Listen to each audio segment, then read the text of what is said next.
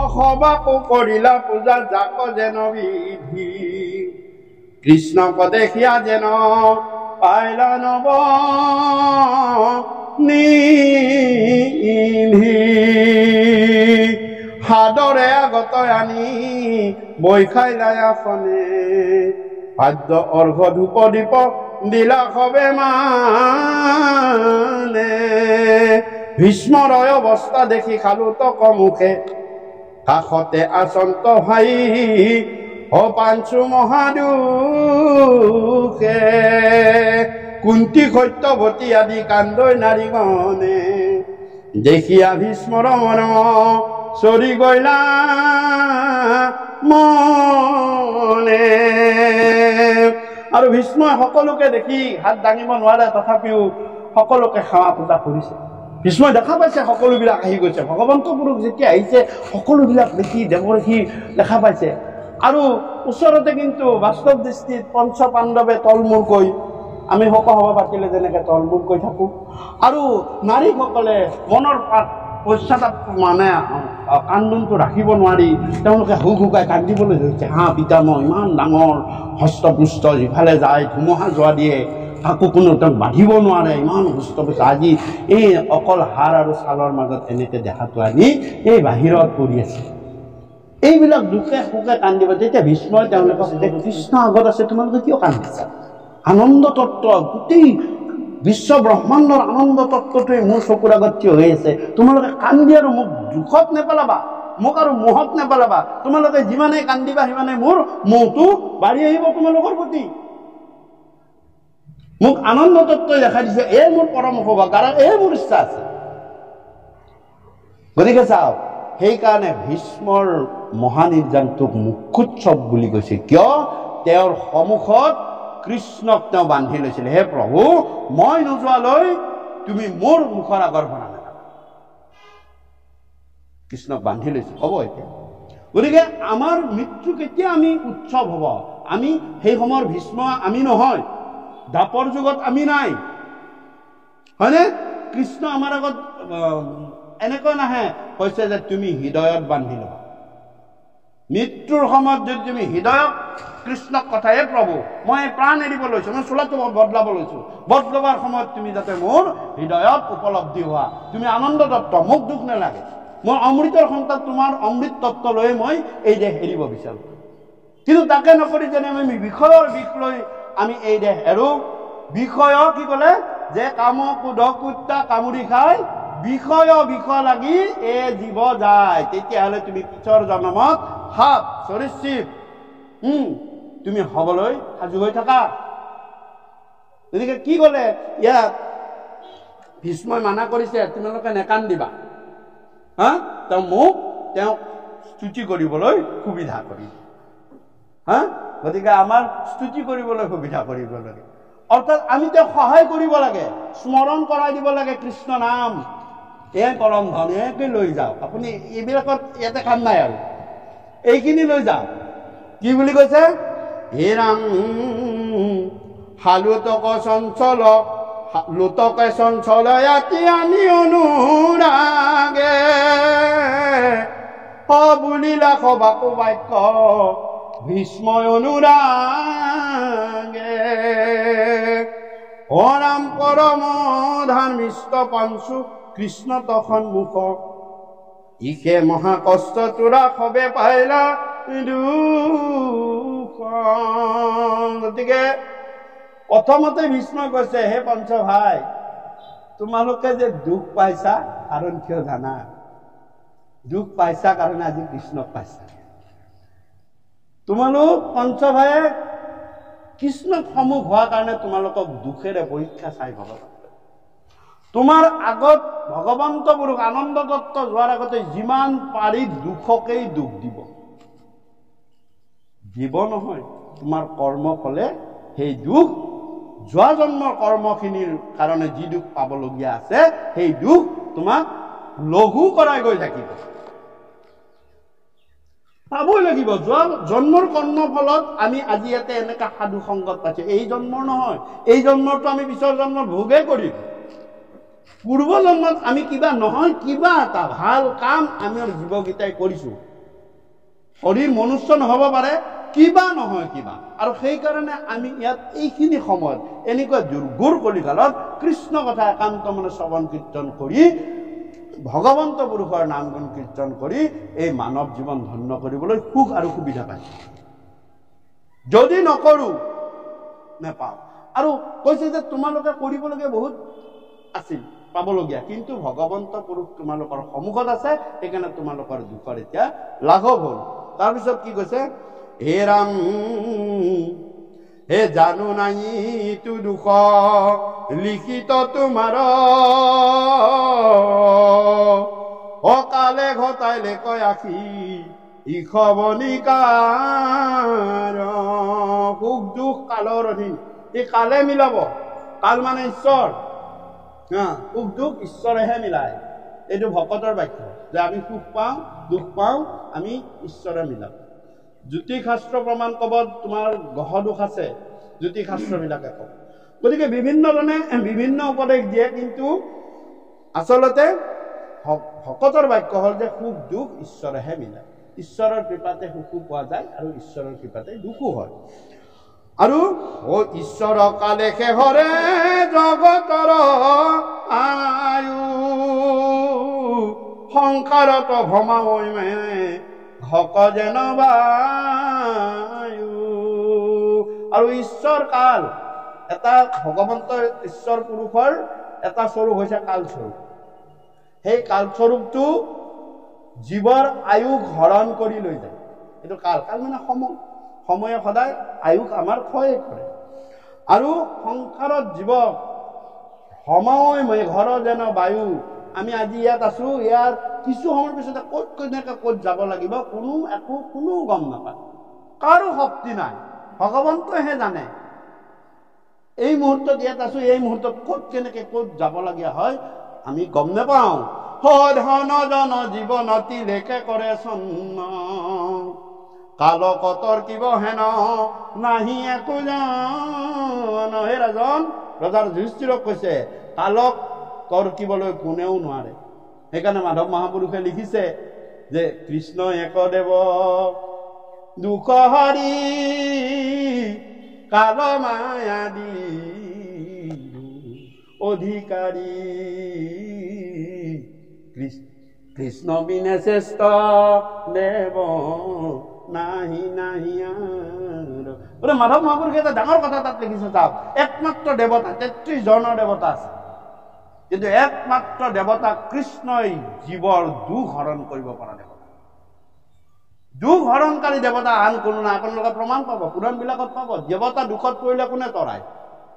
দেৱতাবিলাক যদি দুখত পৰে, তৰাবলৈ একমাত্ৰ কৃষ্ণইহে যায়, বিষ্ণুহে যায়, হয়নে? গতিকে দেৱতা দুখত পৰা বহুত কাহিনী আছে, কিন্তু তৰণৰ এজনেই দেৱতা, সেয়া হৈছে কৃষ্ণ।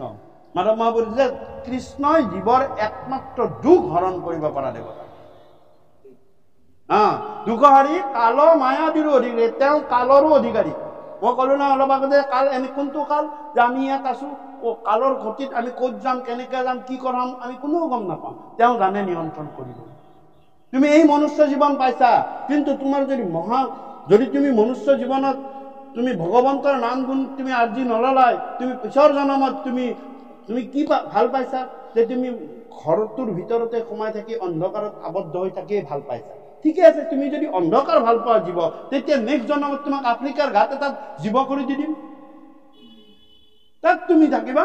চাওক, আজি এই সমাজ, এই অনুষ্ঠান, এই ধৰণৰ আমাৰ সামাজিক ব্যৱস্থা, এই পৰিৱেশ আৰু আফ্ৰিকাৰ ঘাটত থকা এটা পোক এটা হৈ থকা জীৱ, একে জীৱ, কিন্তু দেহটোহে বেলেগ, পৰিৱেশ পৰিস্থিতিহে বেলেগ। কিমান পাৰ্থক্য! সেয়া হৈছে নৰক। তাত সেয়া নৰক ভুঞ্জি আছো, আমি একো ক'বই নোৱাৰো, গাটো লৰাব নোৱাৰো। আৰু এয়া হৈছে বৈকুণ্ঠ, ইয়াৰ পিছৰ পৰ্যায় বৈকুণ্ঠ। ঠিক আছে, ভগৱন্ত পুৰুষে তালৈও তৎক্ষণাত নিব পাৰে, আৰু তাৰ পৰা আনি তৎক্ষণাত ইয়াতো দিব পাৰে। আমাক মাধৱ মহাপুৰুষে এটা কথা কয় যে খুব সুন্দৰ শ্লোক দিছে, আমাৰ অলপমান বিতৰ্কিত হৈ থাকে মাজে মাজে। শ্লোকটো এনেকুৱা, হৰাম যাৰ পুত্ৰ হবে হৰিত শৰণ লয়, হৰি গুণ গাৱে শুদ্ধ ভাৱে, দধি দুগ্ধ গীত মধু নদীৰ জল কপিয়া, পিতৃগণে টিপিটিক মাধৱ মহাপুৰুষৰ শ্লোক, নামঘোষৰ 8 নম্বৰ শ্লোক। খুব ডাঙৰ কথাটো হ'ল তেওঁ কয় দেই, মই যে এইবাৰ তাতে দধি দুগ্ধ গীত মধু পঞ্চামৃদ্ধি পিণ্ড দানৰ কথা ক'লে।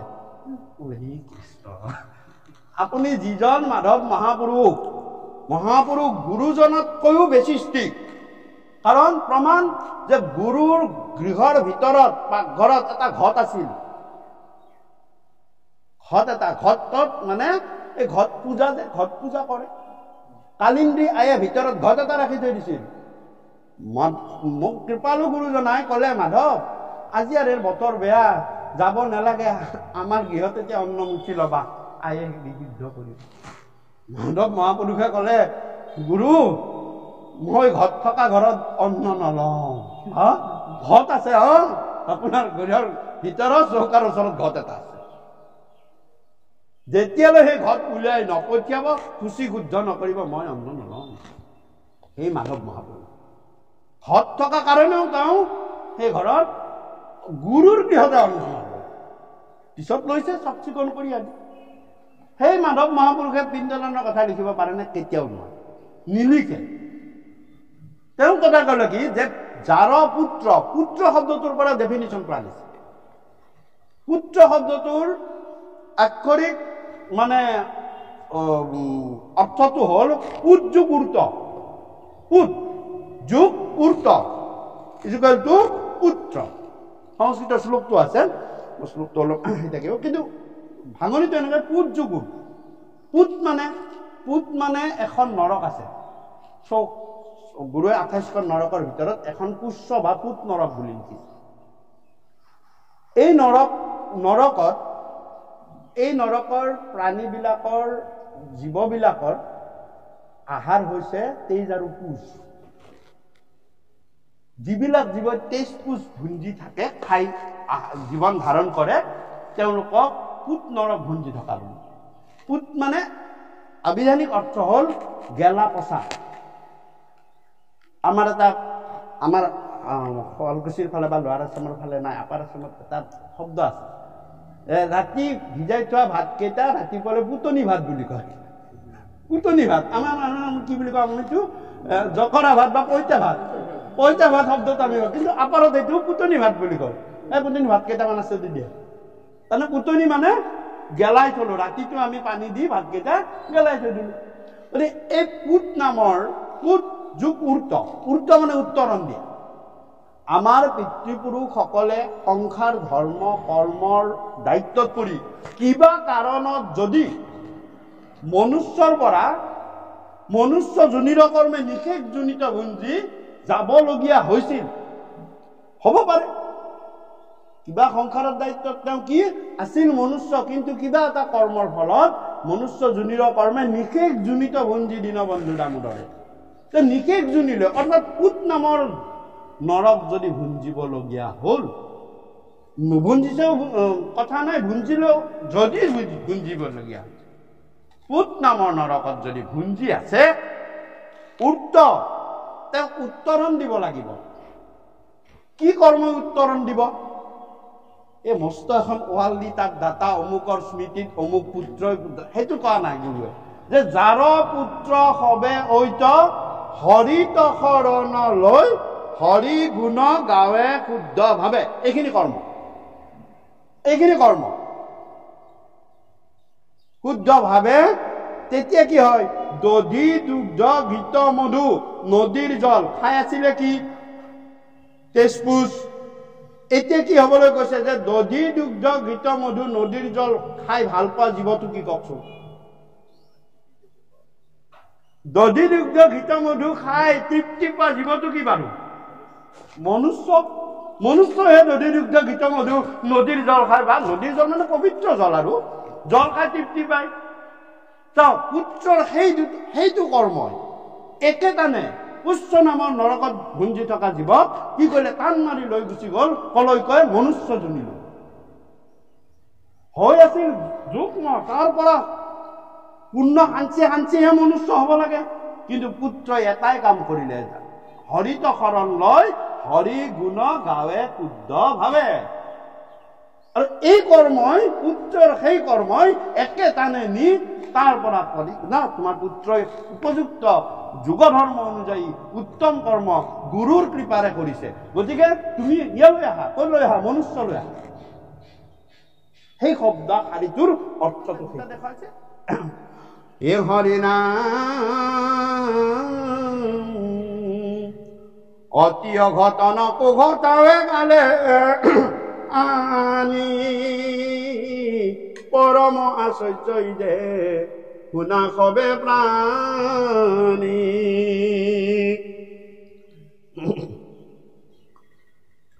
অৰাম জয়িত ধৰ্ম ৰাজা গদা পানী বিকুদৰ ধনঞ্জয় যথাৰ্থ গান্ধী বধনু ধৰ পৰম সুহৃদ কৃষ্ণ জয়িত সভাসদ দেখিয়া আশ্চৰ্য কিনো তথাটোয়া পদ ধৰ্মিষ্ঠ বলিষ্ঠ ধনুৰ্ধৰ কিছুনু যেহি কৰে ঈশ্বৰ সেহিকে সত্য হুই হে ঈশ্বৰ চেষ্টা জানে কমন মহন্তে অব্ৰহ্মাৰ মুখ যায় যাক বিচাৰন্তে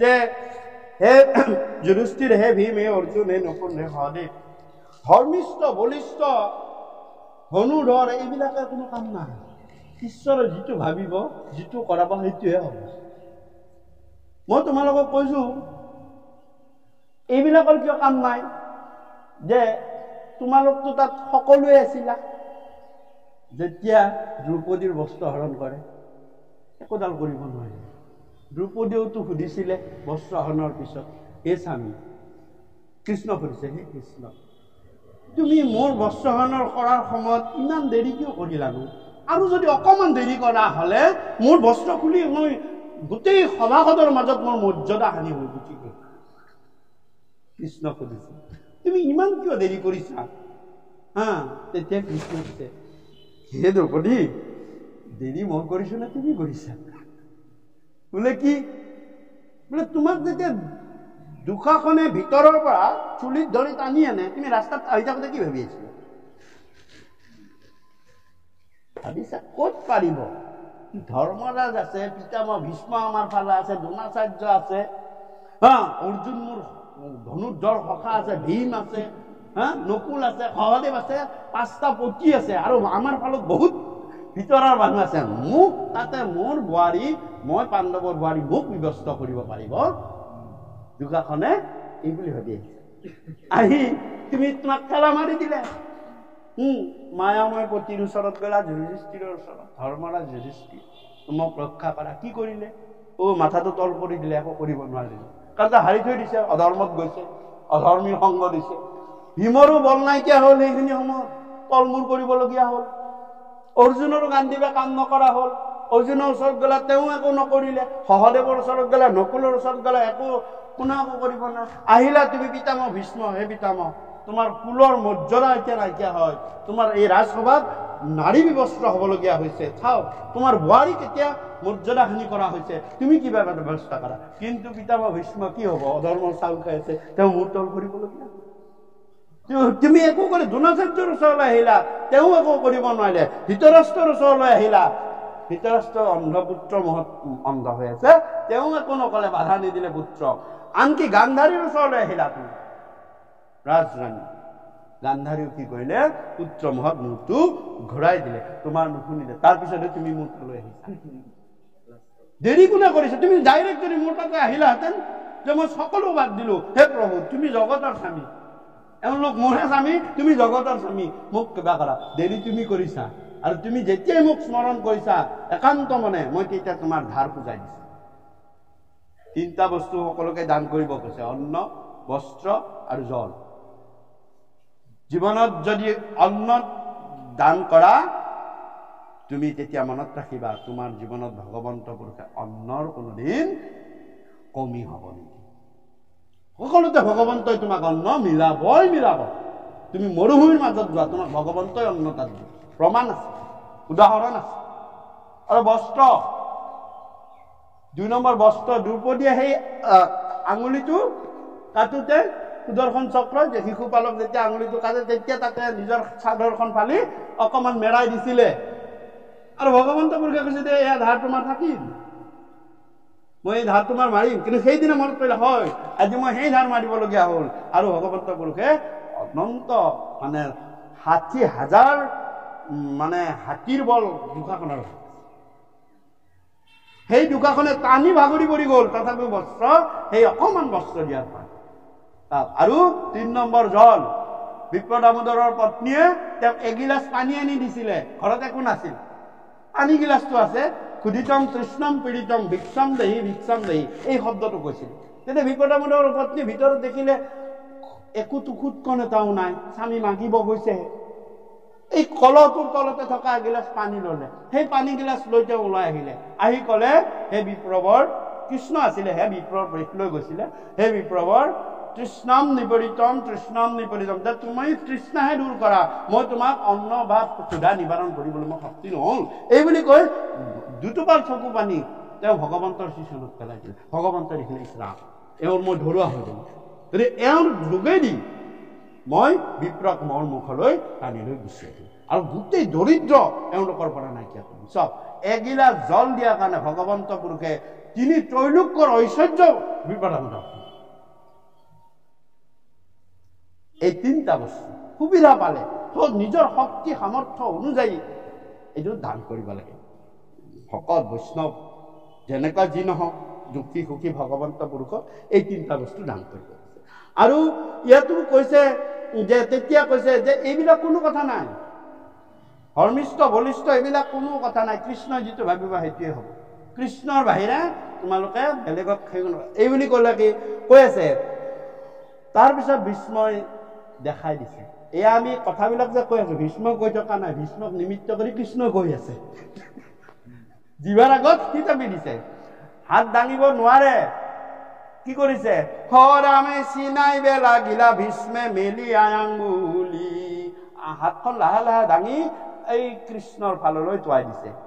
হে ৰাম এহেন্তে ঈশ্বৰ কৃষ্ণ কালৈ আংকে বুলি, হে ৰাজন ৰজা যুধিষ্ঠিৰ এৱেই কৃষ্ণ এৱেই ঈশ্বৰ এৱেই কাল। কিন্তু মনত ৰাখি তোমালোকে যাৰ লগত খেলি আছা কালৰ লগতো খেলি আছা, ঈশ্বৰৰ লগতো খেলি আছা। কিন্তু ভাগ্য ভাল তোমালোকৰ, তোমালোকৰ সখা আৰু পেহীৰ পুতেক হিচাপে এওঁ লগ দিছে। সাৱধান এওঁৰ পৰা। হে অ ৰাম সম্প্ৰতি আচন্ত হুয়া দৈৱ কীৰ্তন আন্তে হুই জগতৰ সৃষ্টি স্থিতিৰ। গতিকে এওঁই এতিয়া দৈৱকীৰ পুত্ৰ হিচাপে আছে, জগতৰ সৃষ্টিৰো কাৰণ এওঁই, পালনৰো কাৰণ এওঁই, আৰু ধ্বংস বিনাশ কৰা কাৰণো এওঁই। এওঁৰ অনুমতি অবিহনে ব্ৰহ্মাই সৃষ্টিও কৰিব নোৱাৰে, এওঁৰ অনুমতি অবিহনে বিষ্ণুৱে পালনো কৰিব নোৱাৰে, এওঁৰ অনুমতি অবিহনে শিৱই তমোগুণেৰে ধ্বংস কৰিব। মনত ৰাখিবা। এই বুলি ক'লে কোটি ব্ৰহ্মাণ্ডৰ নান্থ এন্তে মহাহৰি মায়ায়ে লোকক মুহি আছে সদম কৰি, কিনো পাণ্ডু পুত্ৰ তোমাক সাৰ মহাভাগ পাইলা হাগৃহতে হেন ঈশ্বৰ কলা। চাওকচোন এওঁ টকা পইচা বিচৰা নাই, বিচৰা হলে দুৰ্যোধনৰ ফালত থাকিলেহেঁতেন। তোমালোকে বনত আছিলে, একো খাবলৈ নাছিলে, কিন্তু তোমালোকৰ পক্ষ বেয়া আছে। কাৰণ এওঁ ধৰ্মৰ লগত থাকে, এওঁ ভকতৰ লগত থাকে, এওঁ ন্যায়ৰ লগত থাকে, এওঁ কেতিয়া অন্যায় অনীতি অধৰ্মৰ লগত তেওঁ কুটি পতা থাকিলেও তেওঁ নাথাকে। টকা থাকিব পাৰে সেইটো বেলেগ কথা, কিন্তু ভগৱানক কিনিব নোৱাৰে। টকাটো কেতিয়া কাম কৰিব, যেতিয়ালৈ তোমাৰ শেষ নিশ্বাসটো এই পৃথিৱীত থাকিব, সেইটো ধন। কিন্তু পৰম ধনে কেতিয়া কাম কৰিব, জন্ম জন্মান্তৰ তোমাক পৰম ধনে কাম কৰিব। পৰম ধন আৰু ধন বেলেগ, সেইকাৰণে উপাৰ্জন আৰু অৰ্জন বেলেগ। আমি যে নাম ধন সেয়া উপাৰ্জন কেতিয়াও নহয়, উপযোগ অৰ্জন নহয়। উপযোগ অৰ্জন মানে উপশব্দটো য'ত থাকিব সেইটো সাবঅৰ্ডিনেট, এটা মানে এটা মানে সেকশন। যেনে উপৰাষ্ট্ৰপতি দেশখনৰ মেইন নহয়, ৰাষ্ট্ৰপতিহে মেইন, উপসভাপতি আমাৰ কমিটিখনৰ মেইন নেকি? নহ'ব, তেওঁ নহ'লেহে চলাব। সভাপতি মেইন, গতিকে অৰ্জন হৈছে মেইন। সেইকাৰণে নাম ধন কেতিয়াও উপাৰ্জন কৰা বুলি নকয়। গুৰুৱে বহুত লিখিছে যে নাম ধন আৰ্জি লোৱা, অৰ্জন কৰা। অৰ্জন কৰিলে তোমাৰ জন্ম ইহলোক পৰলোক জন্ম জন্মান্তৰ তোমাক খেদিলৈ ফুৰিব না। কিন্তু টকা পইচা উপাৰ্জন কৰা বুলি কয় আমাৰ। উপাৰ্জন অৰ্জন কেতিয়ালৈ কাম কৰিব? যেতিয়ালৈ শেষ নিশ্বাসটো তোমাৰ এই পৃথিৱীত থাকিব, তোমাক সেইখিনি মুহূৰ্তলৈহে কাম কৰিব, তাৰপিছত তোমাক নকৰে। ল'ৰা ছোৱালীক কৰিব, পৰিবাৰক কৰিব, সতি সন্ততিক কৰিব, কিন্তু তোমাক নকৰে। আৰু তোমাৰ সেইদিনাৰ পৰা তোমাৰ উপাৰ্জনৰ খাতাটো বন্ধ, ভগৱন্ত পুৰুষে তোমাৰ অৰ্জনৰ খাতাটো খুলি চাব। ইয়াক মই নাম ধন আৰ্জিবলৈহে পঠাইছিলো। ই কি কৰিলে? ই 5 বিল্ডিং এটা সাজালে। প্ৰভু নহ'ব, মোক সেইবিলাকৰ কিমান আৰ্জি আনিলে মোৰ কাৰণে? এই জীৱই কিমান আৰ্জি আনিলে? নাই প্ৰভু, অলপো নাৰ্জিলে। তেতিয়াহ'লে দিয়া তাক, আকৌ তেওঁ চক্ৰত পেলাই দিয়ে। গতিকে ইয়াতে কৈছে পাঞ্চা দুট কৰা কটোৰ সাৰথিৰ থৰ মন্ত্ৰী হুয়া বুজান্ত সামান্য যে নৰ তাহান চৰণে আবে চিত্ত কৰা কৰি থিৰ কৰা প্ৰতিপালক ৰজা ৰাজা যুধিষ্ঠিৰ। গতিকে তোমালোকৰ পৰম ভাগ্য, সাৰথী হিচাপে তোমালোকে কৃষ্ণক পাইছা, ড্ৰাইভাৰ হিচাপে পাইছা। তোমালোকে কিহৰ পাইছা? মন্ত্ৰীৰ নিচিনা পাইছা। কেতিয়াবা মন্ত্ৰণাও তেওঁৰ পৰা লৈছা, কেতিয়াবা তেওঁক ড্ৰাইভাৰো কৰিছা, কেতিয়াবা আকৌ ক'ব গ'লে এইটো পিয়নগিৰিও কৰাইছা। ফাইল লৈ সিফালে দুৰ্যোধনত তাকে দিয়া ফাইলটো ইফালে অনা, দুধ হিচাপে ব্যৱহাৰ কৰিছে, দুধ হিচাপে ব্যৱহাৰ কৰিছে। চোৱাচোন কিমান ভাগ্য, কিমান সৌভাগ্য তোমালোকৰ। গতিকে মনত ৰাখিবা, এওঁক সুধিয়ে হে ৰাজা যুধিষ্ঠিৰ তুমি তোমাৰ ৰাজ্য আৰম্ভ। এওঁ যি ক'ব, চাওকচোন, কৃষ্ণই নিজৰ আঙুলিটো ভীষ্মৰ দ্বাৰা কোৱাই আছে। আৰু যুধিষ্ঠিৰৰ মনৰ সংশয়, ইছৰাম মই ইমান দিনে তেওঁকে অৱজ্ঞা কৰি আছিলো, চাই পিতামহ ভীষ্মও তেওঁ কথাই ক'লে।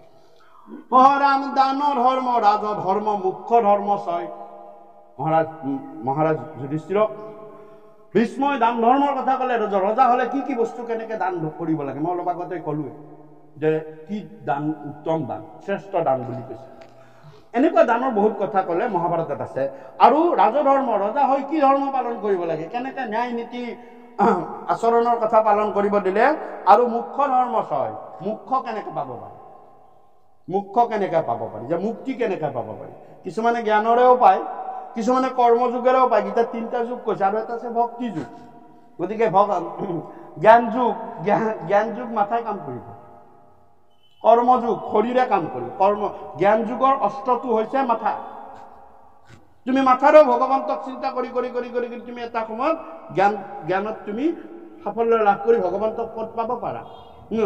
আৰু তাৰপিছত হৈছে কৰ্মযুগটো শৰীৰ ব্যৱহাৰ কৰিব লাগিব। ঈশ্বৰৰ অৰ্থে ঈশ্বৰৰ কৰ্ম কৰিছো বুলি, ঈশ্বৰৰ শৰীৰ বুলি তুমি কৰ্ম কৰা। আৰু ভগৱন্তৰ চিন্তা, জ্ঞান সদায় অজ্ঞানৰ কথা চিন্তা নকৰিবা, জ্ঞানৰ কথা চিন্তা, ভাল কথা চিন্তা কৰা, পজিটিভ চাইডটো চিন্তা কৰা, সেইটো তুমি জ্ঞান মাৰ্গ। আৰু ভক্তিমাৰ্গ কিন্তু হৃদয়ৰ বস্তু, হাৰ্ট, কি অন্তৰৰেহে বস্তু। ভক্তি কি, যে ভূত প্ৰেত প্ৰাণী দয়া, প্ৰেম আৰু দয়া, তাৰ মাজত ভক্তিমাৰ্গ, এইটো কিন্তু হাৰ্ট, এইটো মানে অন্তৰৰ বস্তু। ভক্তিমাৰ্গটো অন্তৰেৰে কৰিব পাৰি। ইয়াত মানে শৰীৰৰ কোনো প্ৰশ্ন নাই, মাথাৰো কোনো প্ৰশ্ন নাই। নলাগে ভক্তিত দেৱ দ্বিজ ঋষি হুইবে, নলাগে শব্দিত শাস্ত্ৰ বিস্তৰ জানিবে। জপ তপ, এইটো ওপৰৰ খিনি কি ক'লে, জ্ঞান মাৰ্গৰ কথা ক'লে। নলাগে ভক্তিত দেৱ দ্বিজ ঋষি হুইবে, তেওঁ জ্ঞানী দেৱ। নলাগে শব্দিত শাস্ত্ৰ বিস্তৰ জানিবে, এইটো জ্ঞান মাৰ্গ। তুমি জ্ঞান মাৰ্গ নালাগে। কি কয় পিছত কৰ্মমাৰ্গ কৈছে, তপ জপ যাগ যজ্ঞ সবে বিড়ম্বন, এইখিনি কৰ্মমাৰ্গ। গুৰুৱে ক'লে যে কৰ্মমাৰ্গ নে, তুমি তপ চপ যাগ যজ্ঞ কি কৰিব দিছে, কেৱল ভক্তিত তুষ্ট সুন্দৰ নাৰায়ণ। তুমি হৃদয়েৰে ভগৱন্তক তুমি আৰাধনা কৰা, হৃদয়েৰে তেওঁৰ সেৱা কৰা, তেওঁৰ কৰ্ম কৰা। আৰু হৃদয়েৰে যেতিয়া কৰিবা, তোমাক ভগৱন্তই সেই তাতেই সন্তুষ্ট হ'ব। ইয়াত তাকে ক'লে যে দান ধৰ্ম, ৰাজধৰ্ম, মুখ্য ধৰ্ম ছয়। এইবিলাক কথা ক'লে মুক্তি কেনেকে পাব পাৰি। পঢ়ি আছে দিলে মনত তাহান সংশয়, তাৰ মনৰ সংশয়টো ৰজা যুধিষ্ঠিৰৰ গুচি গ'ল। আৰু অ নাহি ভাগৱত ধৰ্ম সমান নামৰ। ইয়াত ডাঙৰ কথা এটা ক'লে যে ভাগৱত ধৰ্ম আৰু নাম ধৰ্ম নাহি ভাগৱত ধৰ্ম নামৰ সমান। ভাগৱত ধৰ্ম মানে আমি এইটোৱে বুজো যে তাল চাল বজাই নামঘৰত যোৱা, কিন্তু ভাগৱত ধৰ্ম মানে সেইটো নহয়। ভাগৱত ধৰ্ম মানে ভক্তি ধৰ্ম। ভক্তি, তুমি স্কুলত গৈ শিক্ষকসকলক ভক্তি কৰিলেহে তোমাক শিক্ষকসকলে কৃপা কৰি কি কৰিব? জ্ঞান দান কৰিব। তুমি যদি ভক্তি নকৰা তেওঁ নকৰে, নকৰিবও পাৰে তেওঁ নিশ্চয়। তুমি গৈ জ্যেষ্ঠ শ্ৰেষ্ঠজনক ভালদৰে ভক্তি কৰি কথা এষাৰ খুজিলেহে জ্যেষ্ঠ শ্ৰেষ্ঠজনে তোমাক ভালদৰে সজ উপদেশটো দিব, হয়নে না? তুমি ধৰ্মীয় কথাখিনি জ্যেষ্ঠ শ্ৰেষ্ঠজনক বা জনাকিজনক তুমি খুজিলেহে তুমি ভক্তিভাৱে পাবা। ভক্তি হৈছে ভাগৱত ধৰ্ম। ভক্তি প্ৰতিপাদিত গ্ৰন্থখন হৈছে ভাগৱত। গতিকে ভাগৱতে কি কৈছে যে তুমি ভক্তি কৰিব শিকা। তুমি যদি অসুৰৰো ল'ৰা হয়, তুমি যদি ভক্তি কৰা প্ৰহ্লাদৰ নিচিনা, তুমি মোক পাবা। আৰু যদি তুমি মোক খুটাটো ভক্তি কৰা, মূৰ্তিটো বাদেই দিয়ক, খুটা ভক্তি যদি তুমি খুটাটো কৰা, মই খুটাৰ পৰা তোমাৰ কাৰণে ওলাই গুচি আহিম, কিন্তু তোমাৰ ভক্তি লাগিব। আমি বহুতে কয় মূৰ্তি পূজা কৰিলে ভগৱানক পাব নেকি? পাব পাৰে, উদাহৰণ আছে। প্ৰহ্লাদেতো খুটাটোতে কৰিছিল না নাই? ভক্তি লাগিব। বলি চলি দিয়ে কথা কোৱা নাই, ভক্তি লাগিব। ভক্তি যদি তুমি পোৱা, খুটা শিল গছ জীৱটো বাদেই দিয়ক, নিৰ্জীৱত পাইছে, কিয়? ভক্তি পাব পাৰে, একো কথা নাই।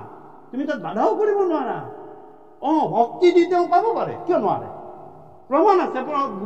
প্ৰহ্লাদতো কোনো সেই কোৱা নাছিল, বিশ্বাস আছিল। আৰু কি কৰিলে? সত্য কৰিবাক লাগি নিজ ভিতবাণী স্তম্ভতে বেকত হইলা প্ৰভু চক্ৰপাণী। জ্বৰৰ পৰা ভগৱান ওলাই গল। জ্বৰৰ পৰা সৃষ্টিৰ নিয়ম ভাঙি দিলে। সৃষ্টিৰ কি নিয়ম? পিতা মাতা নহলে এটা সন্তানৰ জন্ম নহয়। এইটো সৃষ্টি ব্ৰহ্মাই পতা নিয়ম। পিতৃ মাতৃ ভগৱন্ত পুৰুষে অসংখ্য অৱতাৰ ধৰিছে। প্ৰতিটো অৱতাৰৰে পিতৃ আৰু মাতৃ আছে। মৎস্যৰ পৰা আদি কৰি আপুনি শ্ৰীৰামচন্দ্ৰৰ পৰা আদি কৰি কৃষ্ণলৈকে। কিন্তু একমাত্ৰ পিতৃ মাতৃ কোনো নাই, সেয়া হৈছে নৰসিংহ। পিতৃ আৰু মাতৃৰ কথা নাই, জ্বৰৰ পৰা ওলাইছে। কিয়? ভকতৰ মুখৰ বচন ৰখাব। কিহৰ বচন? মুখৰ বচন। যে মই যদি ইয়াৰ পৰা নোলাও, ভকতৰ বিশ্বাস মোৰ ওপৰত জীৱনত গুচি যাব যে ভগৱন্তই সৃষ্টিৰ নিয়মৰ তলত, মই সৃষ্টিৰ নিয়মৰ অধীন, এইবুলি ভাবিব।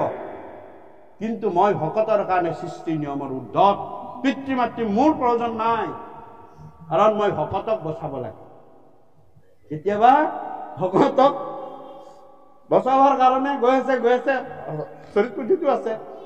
সেই যে আপোনালোকে চাবচোন, কুকুৰ এটা খেদি আহিছে, মাটি চুই দিবচোন, সি এক খোজ হলেও পিছাই দিব। মাটিখিনি চুই দিবচোন, এই মাটিখিনি চুই দিব, সি লগে লগে গুচি যাব। কিয়? যে ইয়াত তোমাৰ ভক্তি ভাৱনাটো ইয়াত সোমাই গল, ঈশ্বৰ ভাৱনা। সি ভাবিলে ইয়াত এটা অস্ত্ৰ লব, আৰু যদি শিলটো পালা, শিলটো অস্ত্ৰ তুমি মাৰি দিয়া, তুমি ভক্তি ভাৱনাৰে সেইটো মাৰি দিয়া, সেইটো ঈশ্বৰ হৈ তাক কাম কৰি তাক বাধা দিব। তুমি ভগৱত ভাৱনাটো অকল মানে সেই নাই, কিন্তু কথাৰ শ্ৰেষ্ঠ হল কি? জীৱ। গুৰুৱে কৈছে যে জীৱ সেৱা ভগৱত ভাৱনা কৰিব লাগে, কিন্তু ভকতে তাতে যদি ভাবে তেওঁ আহিব পাৰে। উদাহৰণ আছে। গতিকে নাহি ভাগৱত ধৰ্ম নামৰ সমান। ভাগৱত ধৰ্ম অৰ্থাৎ ভক্তি ধৰ্মটো আটাইতকৈ শ্ৰেষ্ঠ হৈছে। ভাগৱত ধৰ্মৰো বহুত ভাগ আছে। ভক্তি কৰাৰ মই ক'লোৱে, জ্ঞান যোগেও ভক্তি কৰিব লাগিব, কৰ্মযোগেও ভক্তি কৰিব লাগিব। কিন্তু নাম ধৰ্মত কি হয়? যে নামৰ ধৰ্মৰ নিচিনা ভাগৱত ধৰ্ম অৰ্থাৎ ভক্তি ধৰ্ম আৰু নাই। তেওঁ নাম ললে আমাৰ হৃদয়ত সহজে ভগৱন্ত গুৰুক উপলব্ধি কৰে। সেইটো হৃদয়ৰ বস্তুটো। ভক্তি ধৰ্মটো হৃদয়ৰ বস্তু। নাম লোৱাৰ লগে লগে তোমাৰ হৃদয়ত তেওঁ আনন্দত নাচিবলৈ। গতিকে ৰাম নাহি ভাগৱত ধৰ্ম সমান নামৰ, কৃষ্ণ কচি নাইলা এন্তে পৰম ঈশ্বৰ, ভকত বৎসল কৃপাময় মহাহৰি, আহা নপাৱত বাপ হাকা সেৱা কৰি, যদ্যপি সবাতে সময়ন্তে ভগবন্ত ভকতৰ পক্ষপাতে তথাপি কৰন্ত। হে ৰাজা যুধিষ্ঠিৰ, তুমি এই কৃপাময় কৃষ্ণৰ আজ্ঞা পালিয়েই তুমি ৰাজ্য শাসন কৰা। আৰু মনত ৰাখিবা, এওঁ ভকতৰ যে যদ্যপি সবাতে সময়ন্তে ভগৱন্ত, তেওঁ যদিও সকলোতে সমান বুলি কয়, কিন্তু তেওঁ ভকতৰ পক্ষপাতিত্ব কৰে। এইটো মই তোমাক আজি কলো। ভকতৰ কাৰণে তেওঁ কিন্তু পক্ষপাতিত্ব কৰে। কি কৰে যে আমাক ভগৱন্ত পুৰুষে 5ডাল মায়াৰে আমাক জীৱবিলাকক বান্ধে। 5ডাল মায়াত বান্ধিলে 5টা নলীৰে জীৱবিলাকক ওলাই যাব দিছে। 5টা সেইকাৰণে মুক্তি, 5বিধ মায়া। 5ৰ 5 গ'ল থাকিল শূন্য, ভগৱান নিৰপেক্ষ। কিন্তু ভগৱানে কি কৰে, ভকতকে ওলাই যোৱা ৰাস্তাৰ ফালে লাহে লাহে লাহে লাহে ঠেলি নিয়ে, যে এইফালে ওলাই যাব পাৰি। সেইটো পক্ষপাত। বেলেগক নকৰে, কাক কৰে? ভকতক কৰে, যে সেইফালে ওলাই যোৱাৰ ৰাস্তাটো ভকতক দেখাই দিয়ে। ভীষ্মই কৈছে যে এই সময়ত মোৰ ওচৰলৈ তেওঁ নিজে আহিছে। কিয় আহিছে? যে এওঁ এতিয়া মোক ওলাই যোৱাৰ ৰাস্তাটো দেখাই দিয়ে। মুক্তি 5বিধ আৰু মায়া 5বিধ। এতিয়া ভগৱন্ত নিৰপেক্ষ। 5ৰ 5 গ'ল থাকিল শূন্য, 5ডাল ৰছীৰে বান্ধিছো, 5টা নলীৰে ওলাই যাবলৈ মই তোমালোকক দেখাই দিছো। মোৰ তাত কথা নাই, মই নিৰপেক্ষ হৈ আছো। তোমালোকৰ ইচ্ছা, এই সংসাৰ চক্ৰ পুখুৰীটোত তোমালোকে ঘূৰিয়েই থাকা নে তাৰে এডাল নলীৰে ওলাই গুচি যোৱা, সেইটো তোমালোকৰ ইচ্ছা। কিন্তু ভকতক তেওঁ কি কৰে, এইডাল নলীৰে লাহে লাহে লাহে লাহে ওলাই যাব পাৰিবি বল, এইবুলি ঠেলি নিয়ে। মোক আজি ঠেলিবলৈ আহিছে। সেইকাৰণে ইয়াতে কৈছে, পৰাম মই প্ৰাণ এৰো দেখা হেন সময়ত, মানে মই প্ৰাণ এৰিব ওলাইছো। আৰু এই প্ৰাণ এৰিব সময়ত আপুনি ভৈৰন্ত আখি আগে উপগত, আৰু মোৰ আগত আহি উপস্থিত হৈছে। কাৰণ মোৰ ইচ্ছা আছে। তেওঁ ইচ্ছাটো গম পাইছে। মোৰ ইচ্ছা কি? কৃষ্ণৰ ইচ্ছা কি? যেতিয়াই মৰিম বুলি কৈছো তেতিয়াই মৰিম নহয়, নোৱাৰে মৰিবলৈ পৰা হলে তেওঁ সৰসজ্জা নললেহেঁতেন, প্ৰথম দিনেই মৰিলেহেঁতেন। কিয় নোৱাৰে? ইচ্ছাৰ মৃত্যু, যে মোৰ ইচ্ছাৰ শেষ হ'ব। অৰ্থাৎ মই জীয়াই থাকিবলৈ ইচ্ছা নহয়, মই ভগৱানক দেখি দেখি দেখি দেখি মৰাটোৱেই মোৰ ইচ্ছা। সেয়া মোৰ ইচ্ছা কামনা কৰি আছিলো। আৰু সেইকাৰণে ভগৱন্ত পুৰুষে নিজে আহি, মাতিবলগীয়া হোৱা নাই, নিজে আহি ভীষ্মৰ আগত থিয় হৈছে। থিয় হৈ গৈছে, তোমাৰ ইচ্ছা কি আছিলে? মোক দেখি দেখি মৰা। তুমি এতিয়া মোক দেখিলা নহয়, তুমি এতিয়া প্ৰাণ এৰিব পাৰিবা। চোৱাচোন, ভগৱন্তটো দ্বাৰকালৈ গুচি যাবলগীয়া কথা আছিলে, নগল নহয়, নগৈ ঘূৰি আহিছে। ভগৱন্তই ভকতৰ পক্ষপাতিত্ব কৰিলে, বেলেগক দেখা নিদিলে, ভীষ্মক আহি দেখা দিলে। সেইকাৰণে ভগৱন্তই পক্ষপাতিত্ব কৰে। তেওঁ ওচৰ চাপি আহে, জীৱক ওচৰ চাপাই লৈ যায় মুক্তি দিবৰ কাৰণে। আৰু সকৃণু কৃপাময় মহাস্নেহে ভকতক এতে কেৱলন্ত প্ৰেমে জৰি ললো হে কৃষ্ণ কৃষ্ণ আবে মুহুৰ আগত। এয়া ভীষ্মই ইচ্ছা কৰিলে। কি ইচ্ছা কৰিলে? আমি কি ইচ্ছা কৰো? জীৱই টকা পইচা অলপ থৈ যাওঁ, আমাৰ কি 2 দিন আৰু থাকো, এই শৰীৰ জোৰে আমাৰ কি পাৰলে আৰু মানে একাই নেকাই হলেও বাহিৰলৈ ওলাই যাওঁ, হয়নে? কিন্তু ভীষ্মই কি কৰিলে? ভীষ্মই বান্ধিলে। হে কৃষ্ণ কি বুলি ক'লে? হে কৃষ্ণ কৃষ্ণ আবে মুহুৰ আগত যিটো চতুৰ্ভুজৰ ৰূপ কৰিছা বেকত। সকলোৱে 2 হাতীয়া কৃষ্ণই দেখি আছে, কিন্তু ভীষ্মই 4 হতীয়া শংখ চক্ৰ গদা পদ্ম চতুৰ্ভুজ মূৰ্তি দেখিছে। কাৰণ তেওঁ দিব্য দৃষ্টিৰে চাই আছে। আমি বিলাক মায়া দৃষ্টিৰে চাওঁ। চশমা এযোৰ আছে আমাৰ গাত, চকুৰ আগত, আচল ৰূপটো দেখে। কিন্তু ভীষ্মই সেইদিনা দিব্য তেওঁ চতুৰ্ভুজ মূৰ্তি দেখিছে। কি কৈছে? অৰম অৰুণ চৰণ চাৰু উপসন্ন মুখ পাখৰিলো সৰৰবে দনা যত দুখ। আৰু ভগৱন্ত পুৰুষে এই চতুৰ্ভুজ মূৰ্তি দেখাৰ লগে লগে ভীষ্মৰ গাৰ পৰা যিমান সৰৰ দুখ যান্ত্ৰণা, মায়াৰ যান্ত্ৰণা বিলাক আছিলে, লগে লগে মায়া বন্ধন মুক্ত হ'ল। ভগৱন্ত পুৰুষৰ দৰ্শন আৰু ভগৱন্ত পুৰুষৰ হস্তৰ মৰ্দন, এই দুটা ডাঙৰ বস্তু। তেওঁ ভকতক দুখ হৰিবৰ কাৰণে তেওঁ দিব্য দৰ্শন দি তেওঁ চকুৰে এবাৰ মস্তকৰ পৰা শৰীৰলৈ চাই দিয়াৰ লগে লগে যিমান দুখ আছে সকলো একেবাৰে নাইকিয়া হৈ এয়া ভগৱন্তৰ দৰ্শন অমৃত দৰ্শন বুলি কয় ভীষ্মক এবাৰ চকুৰ পৰা মূৰৰ পৰা আঙুলিলৈকে এবাৰ চাই দিলে ভগৱন্ত পুৰুষে আৰু লগে লগে গোটেই দেহৰ দুখ গুচি গ'ল এটা কোনোবা এটা টেবলেট আছে নেকি যিয়ে এটা টেবলেট খালে গোটেই জীৱনৰ দুখ কোনো টেবলেট আজিলৈ ওলাব নাই কোনো টেবলেট এটা নাই আজি খালে কাইলৈ 10 দিন পাছত হ'লে সেই বিষটো তোমাৰ উঠিব পাৰে কিন্তু ভগৱন্ত পুৰুষে এবাৰ দিয়ক হল 28 দিন যুদ্ধ কৰিছিলে জাম্বৱন্ত কৃষ্ণৰ লগত কিন্তু 28 দিন যুদ্ধ কৰোঁতে ইমানকৈ ঘোচা ঘুচি চলিলে গোটেই গাটো বিষাবলৈ ধৰিলে ভগৱন্ত পুৰুষে কি কৰিলে মাৰ্জিলাই অমৃত হাতে সমস্ত শৰীৰ হৈলন্ত নিৰুজ জাম্বৱন্ত মহাবীৰ হাতখনেৰে এবাৰ মোচা মাৰি আনি দিলে জাম্বৱন্তৰ গোটেই দেহাটো শিৰৰ পৰা পদলৈকে লগে লগে জাম্বৱন্ত নিৰুজ লগে লগে জাম্বৱন্ত কি হল নিৰুজ হৈ পৰিল একদম সুস্থ শৰীৰ হৈ পৰিল তাকে কৈছে কৃপা হস্তৰ স্পৰ্শন আমি নিৰোগী দেহটো হে প্ৰভু তুমি এজন চিকিৎসকক তুমি কৃপা দৃষ্টি চোৱা তেতিয়া চিকিৎসকৰ হাতত ভগৱন্ত পুৰুষে এই কৃপা দৃষ্টিটো দিছে তেওঁ নাহে নিজে তোমাক মচিবলৈ ভগৱন্ত পুৰুষ জাম্বৱন্তক দেখা দিয়া নিচিনা নাই কোনোবা এজনৰ গাত গুৰুৰ হাতত সেই হাতত কোনোবা নহয় কোনোবা এজনৰ গাত দিব আৰু সেইজনে যেতিয়া গাটো মচি দিব সেইজনে যেতিয়া তেওঁৰ হাতৰ পৰশ পাব লগে লগে গুচি যায় ইয়াতো ক'লে হে কৃষ্ণ হে ৰাম তুমি কি হৃদয়াত্মা প্ৰভু ভকতৰ তোমাৰ চৰণে কৰো এতেক গোচৰ যাব দেখে ৰৈত মই কলে বৰ হে ৰাম তাৱ দেখে অপেক্ষিবা বাপ গদাধৰ এতে কেৱল অন্ত প্ৰেমে পৰিলভি পিৰিলভি স্মক ধাৰে বহি যাই দুই নেত্ৰৰলো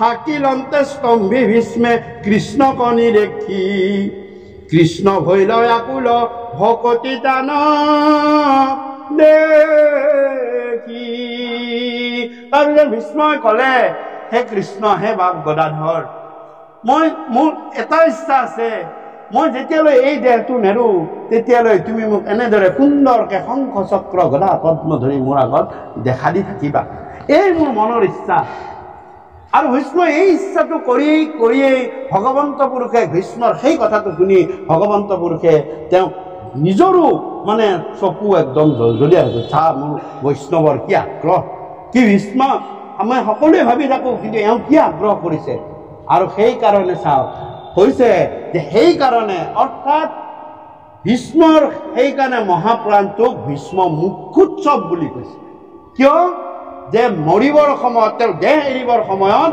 ভগৱন্ত আনন্দ তত্ত্বক তেওঁ সন্মুখৰ আগত দেখি দেখি দেখি দেখি প্ৰাণ এৰি গুচি গৈছে আমিও কলিযুগত আমি ভীষ্ম নহয় কলিযুগত আমি কৃষ্ণ নাই কি কৈছে যে তোমালোকক কৈছো ভীষ্মৰ নিচিনা এই দেহ এৰিবৰ সময়ত সেই অমৃত তত্ত্বৰ কথা হৃদয়ত তুমি ধাৰণ কৰিবা এইটো কিন্তু তুমি পাৰিবা ভকতি যুগে নাম যুগে তুমি হৃদয়ত আনিবলৈ তুমি পাৰিবা চিউৰ তুমি মায়াৰ কথা বিষৰ কথা চিন্তা কৰি নলবা কামকো ধকুত্তা কামুৰি খায়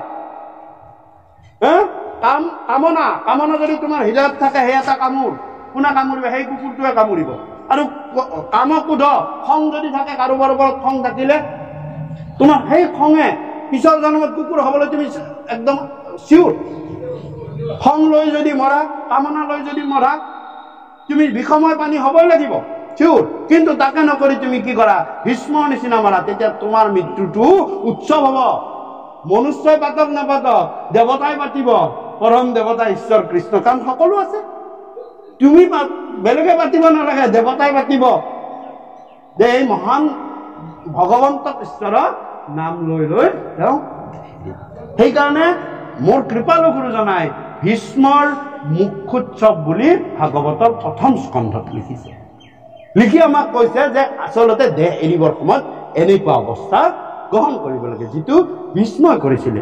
হৰাম শুনা সভা সদ পদ মহাভাগৱত, হৃদয়ত বিচাৰি কথাৰ লৈবা তয়া। কৃপালু গুৰুৱে কৈছে, হে সভাসদৰ লোকসকল, এই কথাবিলাক হৃদয়লৈ আনা, বাহিৰলৈ নপঠিয়াবা। ভীষ্মও নাই, কৃষ্ণও নাই, কুৰুক্ষেত্ৰত মই যাই মৰিবও নাই, সেনেকে নকবা, তেতিয়াহ'লে তুমি কৃষ্ণক নোপোৱা। হৃদয়ত বিচাৰি লোৱা, তত্ত্ববিলাক হৃদয়লৈ আনা, তেতিয়া গম পাবা। হৰাম ইশাস্তত কহে দেৱ এক নাৰায়ণ, তাহা নহকতি যশ শ্ৰৱণ কীৰ্তন, আক এক হৰণ নিশ্চয় চিত্ত কৰি, হাতী অপ্ৰয়াসতে যাতনা তাপতৰি। গতিকে কৈছে যে ভগৱন্তৰ শ্ৰীচৰণতে একমাত্ৰ শৰণ লোৱা, আৰু একমাত্ৰ শৰণ লৈ তেওঁৰ শ্ৰীচৰণতে সকলোখিনি অৰ্পণ কৰা, তেতিয়া ভগৱন্ত পুৰুষে তোমাৰ সকলো যাতনা তাপ দুখ দুৰ্গতি সকলোখিনি ভগৱন্ত পুৰুষে নিজৰ গাত পাতিল। আমি আমাৰ কৰ্মবিলাক আমি কৰিছো, আমাৰ কৰ্ম বুলি ভাবো, কিন্তু তাকে যদি এক্সচেঞ্জ কৰিব কৈছে ভাগৱতে, যে তুমি ভগৱানক তোমাৰ কৰ্মখিনি দিয়া আৰু ভগৱানৰ কৰ্মখিনি তুমি কৰা। ভগৱানৰ যিখিনি কৰ্ম সেইখিনি তুমি কৰা আৰু তোমাক ভগৱানৰ কৰ্মখিনি কৰিব লাগিব। তেতিয়া তোমাৰ চাবা তোমাক ভগৱন্ত পুৰুষে কিমান ধুনীয়াকৈ তৰাই লৈ গৈছিলে। হে প্ৰভু, তোমাৰ সেৱা কৰিছো, মই মোৰ সেৱা কৰা নাই, মই জীৱৰ সেৱা কৰিছো, তুমি কৰিব দিছা, মই কৰিছো, তুমি মোৰ কামখিনি কৰা, মোৰ ল'ৰা ছোৱালীক পালন পোষণ কৰা, তুমি তেওঁলোকক সুমতি দিয়া, সু ৰাস্তা দেখুওৱা, সু পথ দেখুওৱা। মোৰ শক্তি নাই প্ৰভু, মই অত দূৰত পৰি বহি আছো, মোৰ একো নাই, মই টকা পইচাকেইটাহে বেংকত পঠাব পাৰো, মই তাৰপিছত তেওঁৰ মনটো ঘূৰাব নোৱাৰো। গতিকে মই যিখিনি দায়িত্ব হিচাপে মই কৰিব লাগে কৰিছো, বাকী তেওঁ সুমতি, সুজ্ঞান, সুচিন্তা, সৎসংগ দিয়াৰ প্ৰভু তোমাৰ চৰণত আহিছো। এইদৰে ভগৱন্তক তোমাৰ কৰ্মখিনি অৰ্পণ কৰা, আৰু তুমি ভগৱন্তৰ কৰ্মখিনি তুমি কৰিছো বুলি ভাবা। যি কৰ্ম কৰিছো প্ৰভু তোমাৰ কৰ্ম কৰিছো, মই বেলেগৰ কৰ্ম কৰা নাই। ইয়াতে তাকে কৈছে, হৰাম কৃষ্ণৰ সেৱাত কিছু নাহি কে ভাগৰ। যদি তুমি ভগৱন্তৰ কৰ্ম বুলি তোমাৰ কৰ্মখিনি কৰিবলৈ ধৰিবা, তোমাৰ ভাগৰ নালাগে, কাৰণ সেয়া সেৱা কৰ্ম ভগৱন্তৰ কৰ্ম, হয়নে? গতিকে তোমাৰ কেতিয়াও ভাগৰ নালাগে। নাম মাত্ৰ লৈলে তৰি সংসাৰ সাগৰ, কৃষ্ণ মোৰ বন্ধু, কৃষ্ণ হৃদ নিশ্চয়ী, কৃষ্ণ কেশে পাইলে অনু মাতৃ নহি ভয়। যে কৃষ্ণই মোৰ বন্ধু, কৃষ্ণই মোৰ সুহৃদ। গতিকে বন্ধু শব্দটোৰ অৰ্থ হৈছে বন্ধু বা বান্ধৱ বা সখা, একেটাই বস্তু অৰ্থ। যে বান্ধৱ শব্দটোৰ অৰ্থ হৈছে বান্ধ যোগ ওৱাব, বান্ধ মানে হৈছে লগ লগা, ওৱাব মানে হৈছে বিপদ, বিপদত তোমাৰ লগত আহি যিয়ে সংযুক্ত হল তেওঁকহে বান্ধৱ বুলি কৈছে। সংকটত যিয়ে তোমাক ৰাখিবলৈ আহিল তেওঁকহে সখা বুলি কৈছে। গতিকে ইয়াতো কৈছে, আৰু হে ৰাম এহি তত্ত্ব জানে, কৃষ্ণক পাইলেকে অনুমাতৃ নহি ভয়। মনত ৰাখিবা, যদি তুমি কৃষ্ণক পোৱা তোমাৰ জীৱনত কোনো ভয়েই নাই। শত্ৰু ভয়, ৰাজ ভয়টো বেলেগে কথা, তোমাক মৃত্যুৰে ভয় নাইকিয়া কৰি দিয়ে কৃষ্ণ, আৰু কি কৰি দিব, কোনো ভয় কৰিবলগীয়া নাই। মনত ৰাখিবা, অ ৰাম এহি তত্ত্ব জানে যিটো, সেহি মহাজ্ঞান, সেহি মহাগুৰু, সেহি জনচিন্তা চক্ৰপাণী, হেন জানি ভকতিত কৰি বিশ্বাস, অচিৰ জীৱন ধন জনগৃহ বাস। গতিকে চাওক যে অচিৰ জীৱন ধন জনগৃহ বাস কৈছে, তোমাৰ যে অচিৰ এইটো কথা গম পাবা। অনাত্ম দেহক আত্মবুদ্ধি কৰি আছা, মনত ৰাখিবা, যিদিনাই তোমাৰ ভিতৰৰ পৰা আত্মাটো গুচি যাব, সেইটো অনাত্মা, যিটো তুমি তোমাৰ বুলি কৈ আছিলা, যিটো তোমাক দেখি চিনাকি কৰি দিছিলা, সেইটো সেই বাহিৰলৈ লৈ গুচি যাব, কাষ্ট সংস্কাৰ কৰিব, আতত পৰি। তুমি সেইটোক কি বুলি কৈ আছিলা, যে মোৰ, মইতো মই আৰু মোৰ বুলি তুমি লৈ আহিছিলা। কিন্তু যিদিনাই তোমাৰ সেই ভিতৰৰ মইটো নাইকিয়া হব, সেইদিনা তুমি মই মোৰ বুলি কোৱাটোৱে তোমাৰ অপ্ৰয়োজনীয় হব, তোমাক সকলোৱে লাৰিলেই গা ধুব। গতিকে মনত ৰাখিবা, আচলতে ভিতৰৰ যিটো আত্মা, যি কোনোদিন ক্ষয় নাই, যেনেকে প্ৰথমৰ দিনা সোমাইছিলে তোমাৰ 90-100 বছৰ পিছতো একে অংশই গুচি যাব, নাই কোনো বৰা নাই কোনো কমা, কোনো ধৰণৰ খণ্ডও নহয়, যেনেকে আছে তেনেকে গুচি যাব, সি খালি চোলাটোহে চেঞ্জ কৰিব। এইটোৱে আচল তত্ত্ব। অৰাং কণিকো নেথাকে মেঘৰ যেন ছদ্ম, আৰু অৰ্থে নেৰিবা কৃষ্ণৰ পাদ পদ্ম। গতিকে ইয়াৰ অৰ্থে কিন্তু কৃষ্ণৰ দুখানি অভয় শ্ৰীচৰণ এই অনৰ্থ দেহটোৰ কাৰণে নেৰিবা, কিন্তু মনত ৰাখিবা তোমাৰ সময়ত সকলো হিচাপ হ'ব। ৰাম কালয় জগৰে গিলে তিলে কমৰণ, কৃষ্ণৰ চৰণে লৈও সত্তৰে শৰণ। কৃষ্ণৰ কিংকৰে কহে ইখে তত্ত্বসাৰ, বোলা ৰাম ৰাম হৌক পুৰুষয়ো ধাৰ। কৃষ্ণ কৃষ্ণ কৃষ্ণ।